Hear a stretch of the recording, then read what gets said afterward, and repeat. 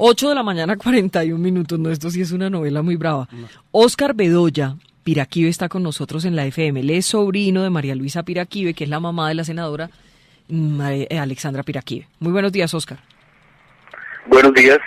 Óigame, ¿usted salió de la iglesia? Sí, cómo no. ¿Y por qué salió? Fuimos expulsados con Iván Darío en el 2004. ¿Quién Iván Darío? Iván Darío Moreno Piraquive, el hijo menor de mi tía María Luisa. Ah, es el que se declaró gay. Sí, cómo no. El sí, que dio la entrevista semana diciendo que por ser gay, por decir lo que era, le cayó encima pues toda la familia, lo echaron, le quitaron el instituto que tenía y todo eso. ¿Ese mismo? Sí, el mismo. ¿Y él dice que lo dejaron en bancarrota, que le quitaron todos sus bienes. Bueno, ¿y dónde está él ahora? Bueno, él hace como 5 o 6 años regresó a la secta, a la iglesia, y pues es una vergüenza, ¿no?, para la comunidad gay, porque en su momento la comunidad gay lo apoyó y lo asesoró bastante, pero pues realmente es una vergüenza. ¿Pero fue que dejó de ser gay o qué? Bueno, eso sí tocaría que él mismo respondiera a esa pregunta, pero pues por lo que se ve en las redes sociales sigue siendo igual. ¿O será por la platica? No, porque también, Vicky, he leído en otros artículos de que según este señor, la iglesia lo curó, hubo sanación, ya no es gay, no sabía que existía medicina o tratamiento para esto, esto es lo que ha dicho, la explicación que ha dado. Ah, lo curó, lo vacunó. Es interesante ver que en la época de semana de la entrevista estaba en bancarrota, no tenía dinero, lo habían dejado en la calle y hoy en día aparece con una propiedad en la Florida por $800,000. Ah, caramba. Ah, no, pero con una curioso. Vacuna de esa todos nos dejamos vacunar, ¿no? Todos nos aliviamos. Ese sí lo vacunaron. Sí lo vacunaron. Óigame, perdóneme la pregunta, ¿pero usted también es gay o simplemente fue por apoyarlo a él? Simplemente fue por apoyarlo a él. Eso es muy sórdido. Todo lo que sucede allí. Fue por apoyarlo a él, porque pues fui el único de la familia que lo recibió después de que ella lo echó de la casa. Entonces yo lo recibí en mi casa con mi familia y eso me trajo las consecuencias de las que le hablo, expulsarme también. Dígame una cosa, Óscar. ¿Por qué es tan sórdido todo lo que se va sabiendo de todo lo que sucede en Mira y la corriente religiosa que tienen? Disculpe, no le entendí la pregunta. ¿Por qué todo es tan sórdido? Es que hablan de un libro secreto de 450 páginas, el hijo gay que es expulsado, el hijo gay que es curado, todas esas cosas, la discriminación a los tuertos, a los cojos, todo esto. O sea, ¿por qué es todo tan sórdido si posan de ser casi que, mejor dicho, los llamados de Dios? No, no posan. Ellos se describen como los ungidos y los escogidos de Dios. Entonces, esto los convierte en una secta. Y esto es bastante delicado y por eso es tan sórdido todo lo que se mueve alrededor de ellos, porque es una secta. O sea, esto es una secta completamente. Óscar, usted que conoce a fondo esta iglesia y el manejo, quisiera que nos contara cómo es el manejo del diezmo. El manejo del diezmo es el 10% de lo que usted se gane, se encuentre o lo regalen. Ese es el diezmo. Pero obligan en la iglesia que lo entreguen, ¿o cómo es el mecanismo para recaudarlo? No, es igual como hacen con la votación, constriñendo psicológicamente a la gente, diciendo que si usted no diezma, pues Dios no lo va a bendecir, que Dios lo va a castigar. Y le quería preguntar... Sí, le quería preguntar precisamente por el tema político. ¿Cómo se maneja el tema político dentro de esta iglesia? ¿Cómo persuaden u obligan a la gente a votar por los candidatos de Mira? ¿Cómo es ese manejo interno de la política? Bueno, se habla que los candidatos de Mira son escogidos por Dios. Entonces, pues son impecables. También se habla que Mira es la empresa material de Dios en la tierra. Y la persona que no ayude a esa empresa a material a salir adelante, Dios los castigará. Entonces es un constreñimiento al electorado, una coerción psicológica para que voten por Mira, porque si no se las ven con Dios. O sea, están en pecado. Exactamente, prácticamente. Óscar, pues ya conocimos un poco cómo es el talante de la señora María Luisa, su tía, como predicadora y como líder de esa iglesia. Cuéntenos como persona, ¿cómo es ella? Una persona muy dura, sin sentimientos, una persona bastante, o sea, no podría decir que estricta, porque una cosa es ser estricto y otra cosa es no tener amor para con las personas. Obviamente que los dirigentes y los pastores lo que hacen es tratar de maquillar esta situación, y ella a veces en lo que expone es decir que ella es muy tímida, entonces que por tímida pasa por odiosa. Pero pues realmente la situación a la que me llevó a expulsarme simplemente por el hecho de haber recogido a su propio hijo que lo había echado a la calle, entonces pues usted se puede imaginar el grado de sentimentalismo que tiene mi tía. Además lo que ella tiene es un negocio, y en un negocio no puede haber sentimientos. Claro. Óscar, ¿es cierto que un primo suyo o una escolta de una prima suya le hizo un atentado?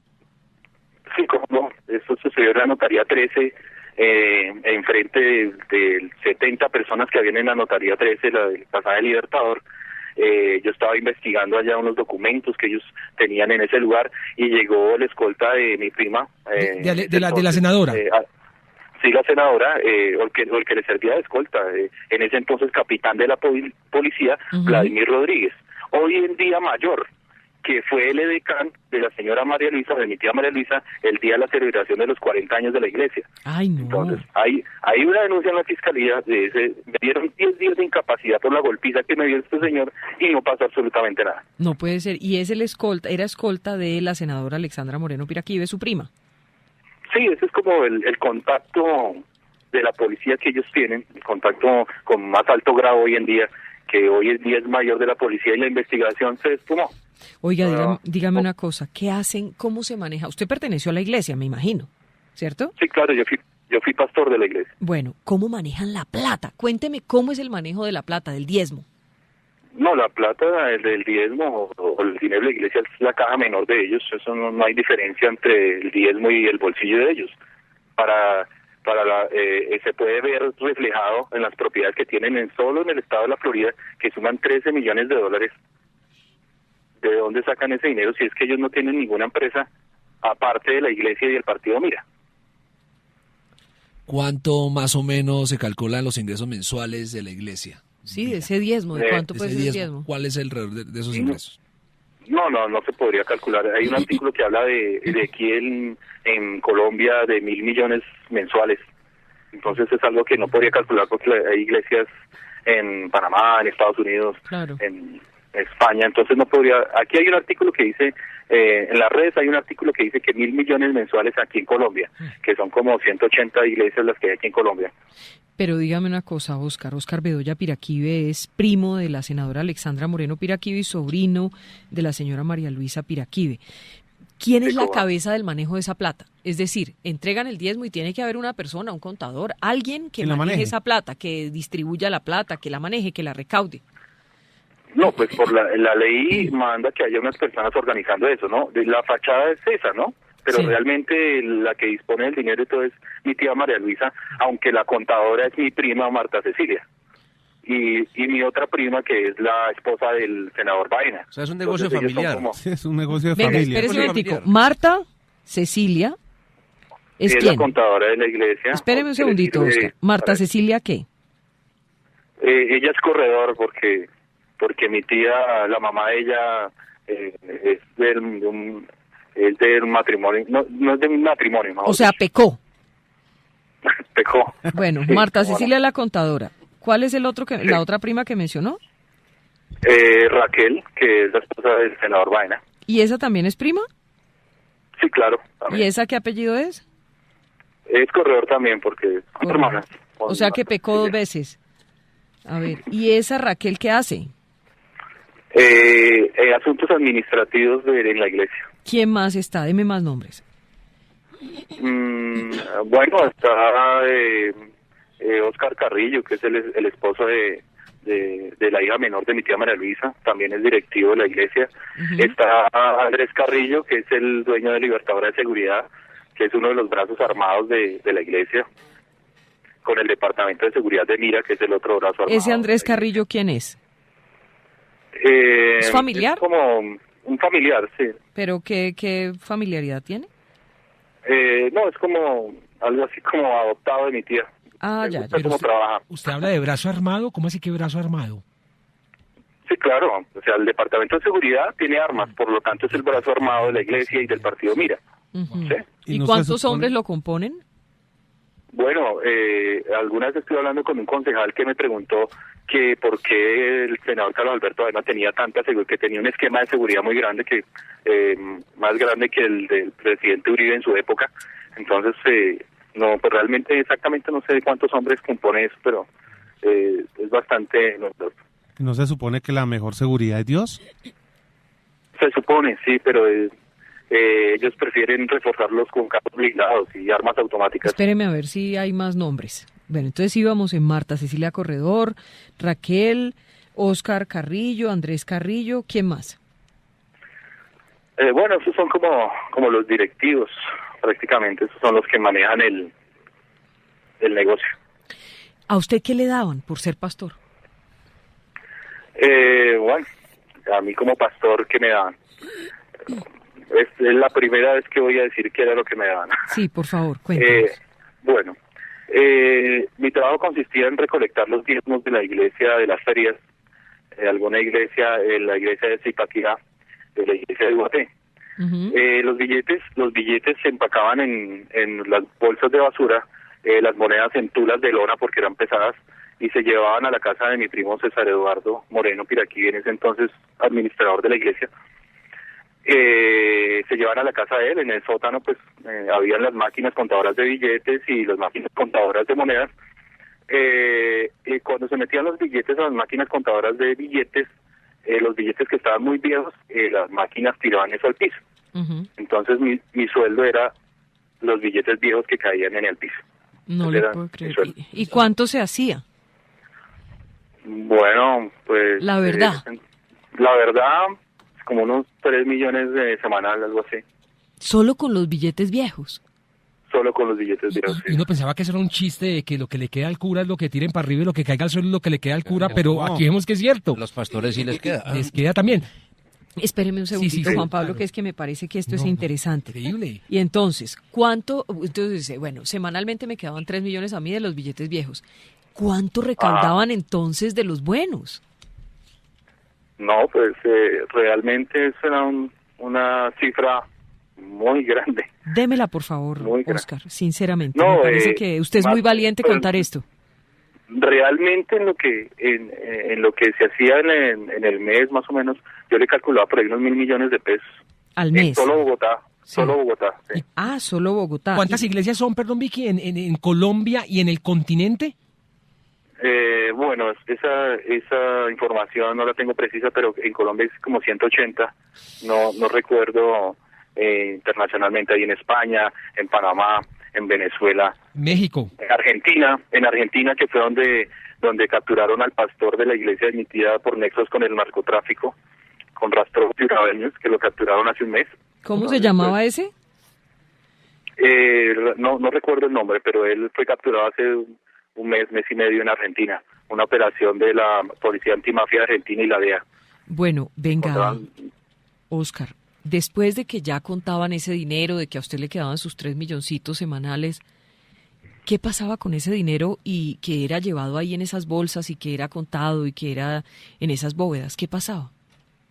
Bueno, se manejaba el asunto, cogían, por ejemplo, cuando había bodegas que no eran propiedad de la iglesia, entonces se pagaba el arriendo, pero lo que se hacía era consignar justo los gastos de la iglesia para que no hubiese dinero en bancos, ¿sí? Y la gran mayoría lo manejaban en efectivo. ¿Y Todas esa las plata todas las dónde la demás cosas. mantenían? ¿En bodegas o dónde la mantenían? Sí, en la casa de ellos había una especie de caja fuerte para mantener todo ese dinero. David Acevedo se llama la persona que fue capturada en Argentina. Sí, cómo no. Dice el informe, vi que agentes antimafia argentinos llevaban casi un año asistiendo sagradamente a la sede de la Iglesia Dios Ministerial de Jesucristo Internacional, ubicada en las Goteras de Buenos Aires, para ver al joven predicador colombiano David Andrés Acevedo Muñoz. Le pregunto, ¿usted cree que en esta iglesia, y como se demuestra pues en este artículo, hay relaciones con la mafia y lavado de activos y este tipo de cosas irregulares? Es que eso es lo curioso. En Argentina bastó un año para encontrar los nexos, como dice el periódico El Clarín. Un año, la policía antimafia encontró la relación del narcotráfico con nexos con los urabeños y los rastrojos en Argentina. Aquí hay denuncias desde el 2003 en la fiscalía y no ha pasado nada. Oscar, espéreme que Natalia Springer quiere conversar con usted. Natalia, adelante. Oscar, muy buenos días. Yo quería hacerle una pregunta. Buenos días. Digamos, lo que hace muy distinta a esta iglesia y lo que la ha hecho crecer de una manera tan extraordinaria es que en cabeza de la señora madre de la senadora, pues ella dice que ella tiene un poder y este es el de la clarividencia. Ella puede ver más allá y tiene como profecías, ¿no es verdad? Sí, eso dicen. Y eso es lo que hace que pues haya tanta gente que acuda a consultarla y que sea tan popular. Yo he estado observando algunos de los videos con sus profecías y me parece que esto es una cosa muy bien montada. ¿Cuál es su opinión sobre ese famoso poder de la profecía de esta señora? Bueno, si ese poder existiera, créame que no hubiesen tenido el problema de Argentina, porque con ese poder hubiera visto en clarividencia que él se iba a meter en líos el pastor con la policía de Argentina. Entonces lo hubiesen quitado y no hubiera pasado nada. Entonces, pues, si ese poder lo hubiese tenido mi tía, pues no hubiese pasado nada. Y si no lo tiene mi tía, que es la ungida, la escogida por Dios, pues mucho menos los demás. Entonces, ¿qué pasa con la profecía? La profecía es un mensaje general que se les da a las personas que en cualquier momento se les puede cumplir. Además que le hablan de situaciones normales de la vida cotidiana, como la salud, como el dinero, como el amor. Entonces, es como en la Biblia lo que se dice es que las personas no pueden acudir a los brujos ni a la hechicería porque es pecado. Pues esto es como acudir a lo que es de Dios. Entonces la gente como los latinoamericanos somos tan llamados a tratar de conocer el futuro, pues entonces en vez de ir a pecar, a irse a donde una bruja, pues van a la iglesia a que les digan qué les va a pasar en el futuro, ¿no? Claro que eso es una concepción errónea de ellos, porque si fuese así, pues no estuviesen en los problemas que están, ¿no? Estamos conversando con Óscar Bedoya Piraquive, él es sobrino de María Luisa Piraquive, la madre de la senadora Alexandra Moreno Piraquive. Óscar, esta mujer, ¿desde cuándo? Ya la iglesia estaba cumpliendo 40 años. Su tía está en eso. ¿Cómo entró a eso? ¿Cómo empezó a hacer eso? No, en un principio la iglesia la manejaba el esposo, que es fallecido. Él falleció en el año 1996. ¿Sí? Entonces él fue el que empezó con la iglesia y el manejo de la iglesia era totalmente diferente. Con decirle que los estatutos de la iglesia original, la verdadera, la iglesia del señor Luis Eduardo Moreno, en los estatutos prohibían que que personas o grupo de personas se pudiesen enriquecer con la iglesia y prohibían que la iglesia pudiera funcionar como trapecio político. Eso eran unas prohibiciones estrictas que habían en los estatutos de la iglesia original. Por eso es que el señor Luis Eduardo Moreno, cuando muere en el 96, mi tía María Luisa asume el mando de la iglesia, ¿sí? Ella se autoproclama como que es la escogida y ella abre otra iglesia diferente en el Ministerio del Interior, porque para esa época el Ministerio del Interior era el Ministerio de Justicia, era el que daba la personería jurídica. Entonces ella le tocaba abrir otra iglesia diferente porque necesitaba otros estatutos nuevos que le dejaran hacer lo que ha hecho con la iglesia, ¿no? 8:59 minutos. Óscar, muchos nos estamos preguntando, usted con todo lo que sabe y tantas cosas al parecer irregulares que se venían haciendo en esta iglesia, ¿por qué decide hablar hoy? ¿Por qué rompe su silencio y no se conocían las denuncias por parte suya de todo esto que venía ocurriendo? No. Yo he venido denunciando esto desde el 2003. Lo que sucede es que aquí en Colombia el hecho de tener 3 senadores tiene un peso muy grande, porque mientras que ellos se presentan como senadores de la República, yo me presento como Óscar Bedoya, y eso aquí tiene un peso muy grande y no lo escuchan, en las diferentes lugares que uno puede acudir, no lo escuchan, por el simple hecho que ellos, por ser senadores, tienen más credibilidad que una persona común y corriente. ¿Usted cuántos años tiene? Tengo 40 años. ¿Y a qué se dedica hoy que quedó por fuera de esa iglesia? Después de que se emprendió esa lucha en el 2003, que ellos me empezaron a perseguir y a colocar demandas ficticias en la fiscalía, pues me tocó aprender derecho, estudié derecho, me gradué de derecho y pues hoy en día soy abogado. ¿Y qué clase de denuncias le han interpuesto a usted en la fiscalía? No, de todas las denuncias más ridículas que usted pueda ver. ¿Pero qué clase? Mi mamá me colocó una denuncia. ¿Su mamá? Mi mamá, claro. Porque es que mi mamá es la hermana de mi tía María Luisa. Y ella obedece todo lo que diga mi tía María Luisa, porque si no la expulsan de la iglesia también. Virgen Santa. Oscar, y entonces, pero espérese. Sí, no, tranquila, dale. ¿Qué clase de denuncia le interpuso? ¿Su mamá? Mi mamá me colocó una denuncia de que me había robado 80 millones de pesos y me colocó esa denuncia por ese valor para poderme meter a la cárcel y ponerme de ejemplo como escarnio a los creyentes para que ninguno dijera nada. Porque dijo que pasado caldeito ponerse a hablar de la iglesia, allá está en la cárcel. Entonces ellos mi mamá metió esa denuncia. ¿Y qué pasó con la denuncia? Obviamente se tuvo que retractar porque llegó un punto en que la policía, los investigadores establecieron que había algo errado ahí en la denuncia, y el fiscal mismo me dijo, mire Oscar, ¿por qué usted no se consigue un abogado y denuncia a su mamá por falsa denuncia? Yo dije, no, porque es mi mamá. Yo allá no la voy a denunciar, no lo va a pagar con la misma moneda. ¿Y qué otras denuncias le han puesto?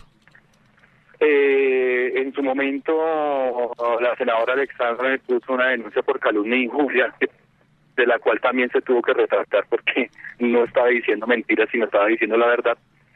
Y así. ¿Y qué clase ¿y usted qué era lo que estaba diciendo de ella? Pues lo que se está manifestando hoy, del negocio, de la coerción, del constreñimiento al electorado, de lo que se está diciendo en esta entrevista. Yo le quiero preguntar con claridad. Si usted pudiera definir hoy lo que es Mira y lo que es esa religión, dígame, ¿cómo lo puede definir? ¿Es un fraude? Es un fraude y es una secta destructiva. No sé si a ustedes les suena el nombre de Héctor Walter. Él es el presidente de la red antisectas en Latinoamérica. Él fue el que denunció al pastor Gámez en Pasto. Sí. Bueno, él en la próxima semana viene aquí a Bogotá, Colombia, para interponer unas acciones legales en contra de la iglesia ante la Corte Interamericana de Derechos Humanos. Porque como la justicia aquí en Colombia no funcionó, entonces eso nos habilita para ir a la Corte. 9:03 a.m. ¿Usted cree que está en peligro su vida por todo esto que nos está contando esta mañana en la FM? Sí, obviamente ellos son fanáticos. Obviamente mi modo de vida cambió desde el día que los denuncié en el 2003. Mis hijos, por ejemplo, no estudian de una manera normal.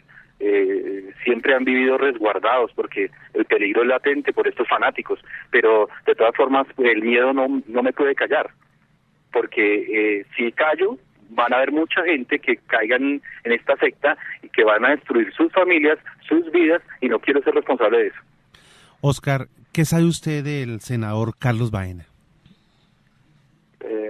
Pues aparte de que es senador y pastor principal, pues han visto sus actuaciones en los audios que hay en la red, de cómo él maneja la situación. En algún momento él dijo, bloqueen a las personas económicamente, miremos qué podemos inventarle para que lo judicialicen. Él habla es su voz, ¿no? Es la voz que aparece en los audios.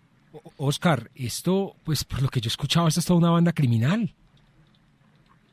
Sí, en su momento el fiscal Gómez Méndez, en la denuncia que hicieron en el 2003, dijo que ahí se veían muchos delitos, pero delitos que la justicia colombiana no procesó y no pasó absolutamente nada. Por eso me aterra que en Argentina en un año se haya establecido todo y acá en 10, 12 años no haya pasado nada. Sí, Oscar, otra pregunta. Conocimos de un libro secreto, de un tal libro secreto de la iglesia de los Piraquibes. ¿Existe este libro secreto? Sí, cómo no, y eso fue sacado a la luz por un artículo del Tiempo, y ahí se mostró el libro, y el concejal Baena en su momento y ahí está el reportaje en donde dice que ese libro que aporté yo, porque ese libro, como era pastor, pues todos los pastores tienen ese libro. Y los adoctrinan. Entonces, con ese libro. ¿Qué hacen con ese libro? ¿Cómo les enseñan ese libro? Y perdóneme, ¿usted lo tiene? ¿Hoy todavía lo tiene? Pues hoy en día no tengo la certeza porque yo no estoy en la secta, pero ese libro existe. No, pero Vicky le pregunta que si usted lo tiene físicamente, el libro. Como usted era pastor. ¿Aló? Sí. Hola, Oscar. ¿Usted tiene el libro? Sí, claro, tengo el libro. Bueno, nos va a ser muy útil, pero contéstele por favor la pregunta a Juan Pablo Barrientos. No le escuché. Sí, no, que entonces, ¿cómo los adoctrinan con este libro? ¿Cómo se tienen que aprender este libro? ¿Qué tienen que aprender de este libro? ¿Qué es lo más importante que tiene este libro secreto? No, pues las directrices, ¿no? En lo del tema del día es que pues hay instrucciones específicas que a las personas que con alguna discapacidad que se pueda observar por demás personas no se pueden utilizar en la iglesia, no se pueden utilizar en el templo para hacer algún trabajo de la iglesia.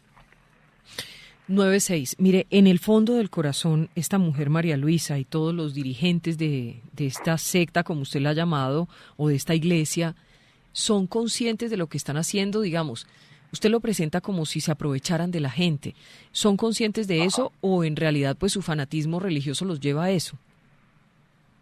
No, son conscientes de eso, por eso es que cuando una persona no está de acuerdo con ellos, la expulsan de la iglesia, la ponen al escarnio, se aprovechan de que tienen la facilidad de desde un púlpito hablarle a 10.000, a 20.000 personas para decir que tal persona es endemoniado, tal persona es loca, haciéndole un bullying a esa persona, un matoneo a esa persona. Es que ellos, cuando se habla de secta, la gente le da temor decir la palabra secta, pero el diccionario es contundente en decir que es cuando un grupo de personas se sienten únicos y se sienten querer pasar por encima de los demás, ¿sí? Que son elegidos, que son únicos, que son los únicos que tienen la verdad. Esto es una secta. Por eso el interés del doctor Walter en venir a colocar estas acciones aquí en Colombia, porque esto es una secta que está por Latinoamérica y es sumamente destructiva, como él lo dice. Óscar, escuchamos a su tía ya en varias ocasiones cuando dice que está prohibido que las personas con algún tipo de discapacidad sean pastores o que suban a predicar. ¿Qué otras acciones como en este mismo sentido usted le ha conocido a su tía?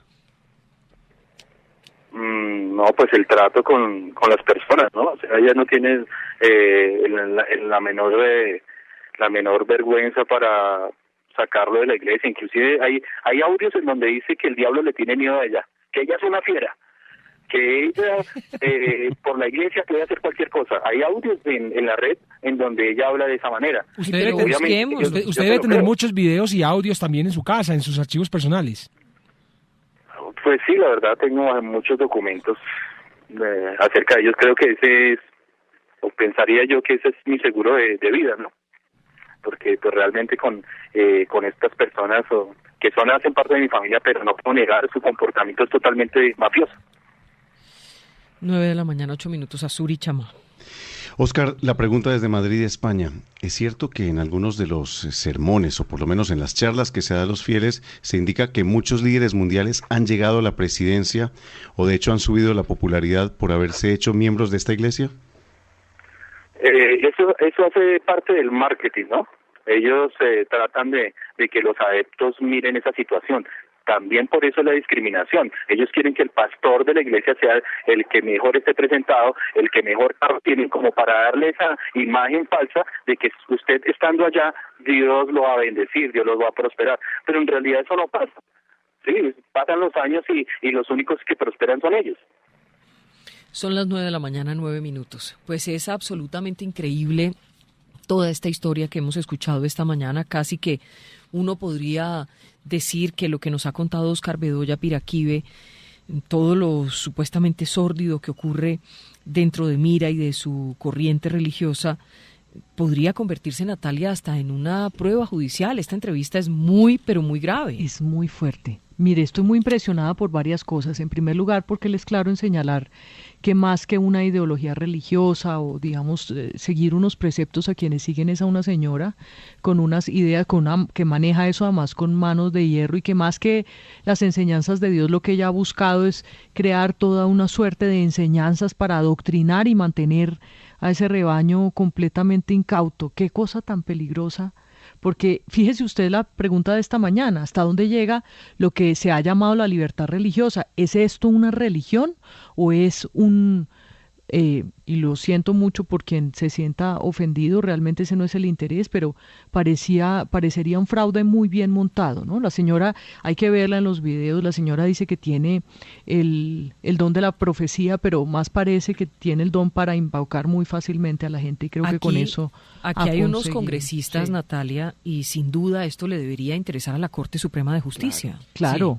Y les han dado la orden de no hablar. ¿Y saben por qué, Natalia? Le tienen pánico a la señora Pero Piraquí. Si el diablo le tiene miedo a ella, ¿cómo no le va a tener miedo a un senador? Los peores que ella. Pero lo interesante de todo esto, Natalia, es que a pesar de lo que hemos escuchado, los seguidores de esa señora la defienden a capa y espada en Twitter. Yo desde ayer vengo dándome unas pelas, no le respondo a nadie, pues peleas, pero vienen insultando, tratando mal, que es que ella es la lideresa de ese grupo y que nosotros tergiversamos las cosas, que tenemos que ver las cosas en pantalla completa. Pues no, ya con lo que vimos es suficiente para indignarnos y escandalizarnos. Esto, sin duda, parece una banda criminal. Y preguntarse si esto no es más bien un fraude muy bien montado, un negocio familiar. Si un concierto para delinquir de una familia, ¿no? Que lo que busca es mantener a la gente perfectamente engañada con unos poderes que la señora evidentemente no tiene, y que con eso no solamente ha conseguido enriquecerse además de la manera más descarada, sino además conseguir un poder que obviamente la ha blindado muchísimo, por lo menos en Colombia. Bueno, a Óscar Bedoya Piraquive, mil gracias por estar con nosotros en la FM 912. Hacemos una pequeña pausa y si usted quiere consultar ya mismo este testimonio tan impactante, simplemente ingrese ya a www.lafm.com.co. Más de media hora conversando con este hombre, quien dice que le pagaban cuando, quien dice que le pagaban cuando, quien dice que le pagaban cuando, quien dice que le pagaban cuando, quien dice que le pagaban cuando, quien dice que le pagaban cuando, quien dice que le pagaban.